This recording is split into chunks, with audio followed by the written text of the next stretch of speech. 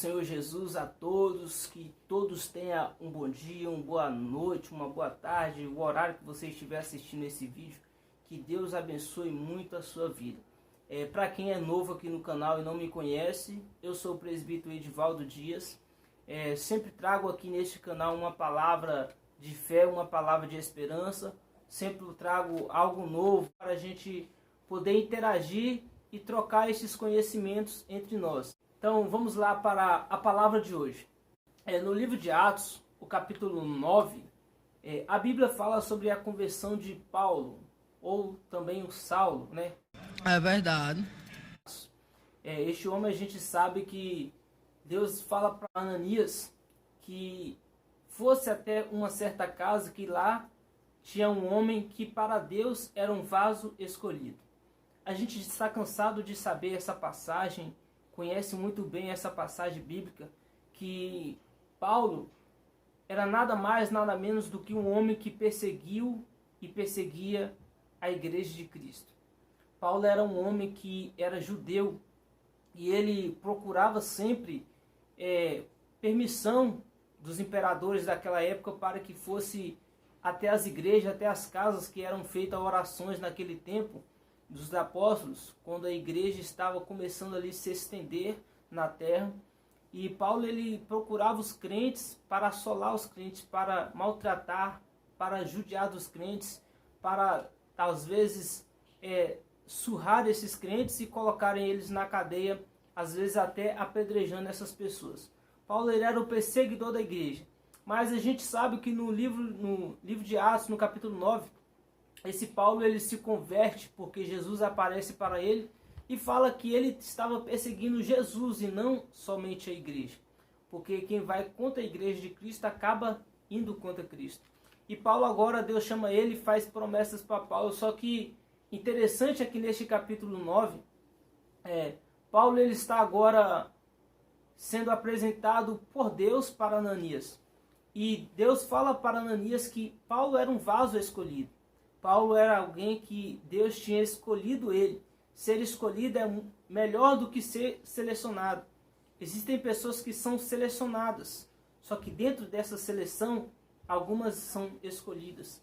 Você vai em um processo seletivo, muitas pessoas vão estar lá, mas escolhidos para a vaga é poucas. Então, Paulo ele é alguém escolhido por Deus. Só que alguém escolhido por Deus tem promessas de Deus para se cumprir na vida.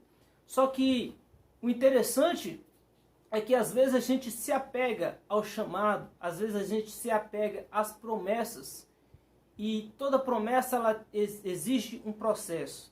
Toda promessa ela passa pelo teste do tempo, e às vezes isso não é muito agradável a gente, não é muito agradável ao nosso coração, porque uma grande verdade é que a gente, nós seres humanos, sempre queremos as coisas para já, para agora, para ontem.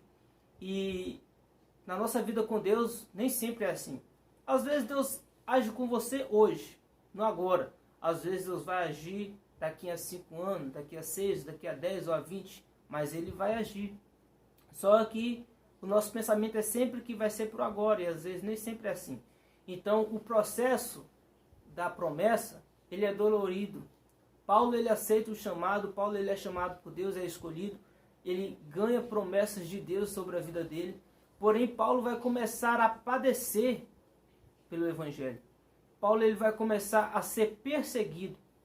E me chama a atenção aqui, nesse texto, é que Paulo, assim que Deus agora tem um encontro com ele, Jesus tem um encontro com Saulo, Saulo fica cego, Saulo vai para uma rua, lugar que ele nem sabia onde é que era, mas ele vai porque Deus mandou ele ir. E agora ele fica aguardando ali, e depois que Paulo recebe a visão, sua visão ela é retornada, restaurada, Paulo ele começa a fugir dos próprios judeus, o próprio povo que ele servia, que ele era unido, começou a perseguir Paulo. Isso começou a fazer acontecer o processo da promessa na vida de Paulo. Paulo tinha muitas grandes promessas de Deus na vida, para ser um grande homem de Deus, assim como ele foi. Mas era necessário passar pelo processo. E no processo aqui, Paulo agora está descendo de uma casa pelo muro, segurado por alguns homens que estão na parte de cima, na parte superior do muro. Paulo ele está descendo por uma corda, sustentado pelos que estão em cima. Algo interessante aqui que me chama a atenção nessa passagem é que, por mais que a vida, no momento do processo da promessa, por mais que a vida ela pareça degredir, Paulo ele está perdendo tudo, perdeu o seu conceito, perdeu a sua dignidade como judeu, alguém que foi ensinado aos pés do doutor Gamaliel, que era um grande doutor daquele tempo. Para alguém desse jeito, da grande nobreza, está agora fugindo do próprio povo judeu, do seu próprio povo. Isso é muito triste para Paulo. Deus realmente está ferindo agora o ego de Paulo, para que Paulo possa reconhecer quem Deus é na vida dele. Isso é o processo da chamada, isso é o processo da promessa, para que Paulo possa alcançar a promessa de Deus por completo.